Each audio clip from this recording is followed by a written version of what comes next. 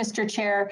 I really appreciated us holding this hearing. And one of the things that, it's so hard for me, even the title of looking at the economic cost of gun violence, but I understand that we need to pay attention who is profiting off of this pain and this trauma that is really jeopardizing so many lives across our country and really just hurting so many families.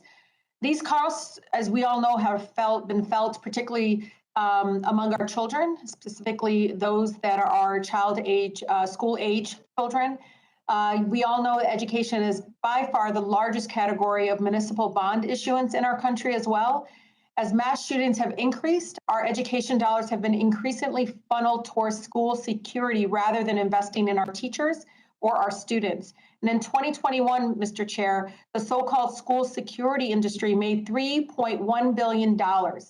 As the American Prospect has written, the financial services industry makes money lending to school districts to install security upgrades, and those upgrades manifestly do little or nothing to prevent mass shootings, as we continue to see.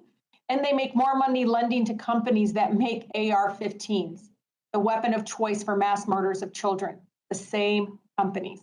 Some banks like Citibank have previously refused to finance the gun industry, and I applaud them for this. However, in 2021, Texas enacted a law that blocks banks from doing business with state and local governments that discriminate against the gun industry.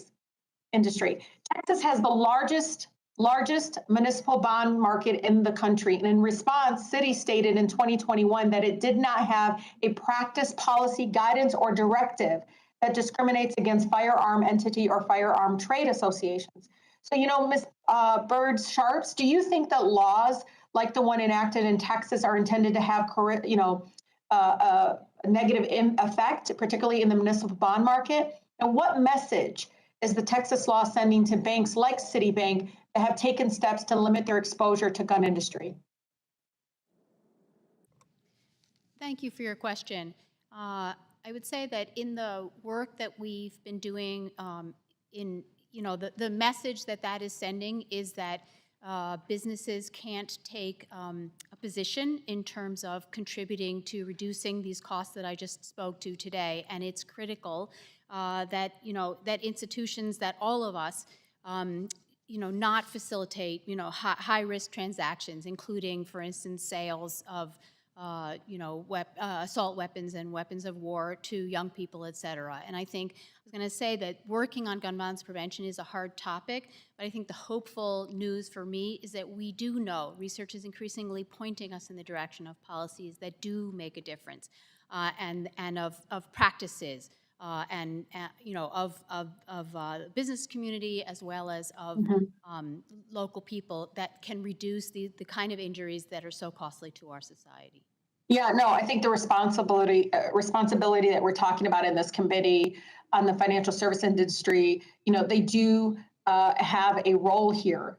And, according to Every Town, the cost of gun violence nationally is $280 billion. When first responders, law enforcement, and criminal justice services respond to mass shootings, this results in enormous costs on taxpayers. The research estimates that Las Vegas, Nevada, where mass shooting in 2017 resulted in $600 million in taxpayer dollars. Mayor Brown, do you think it's fair that your community and your neighbors pay such a steep price while the gun companies profit from mass shootings? Do the gun companies have a role to play in making victims and survivors in communities like yours whole after mass shootings? Thank you for your question, Congresswoman. I don't think that it's fair that communities like my community of Buffalo and other communities across the country that have suffered these mass shootings have to bear the financial burden of those shootings. I think the gun companies, the gun manufacturers do have a role to play, and I think it's important for there to be liability on the part of gun manufacturers for these terrible crimes that continue to play themselves out across the country. As members of Congress have stated today, over 340 mass shootings in this country this year alone.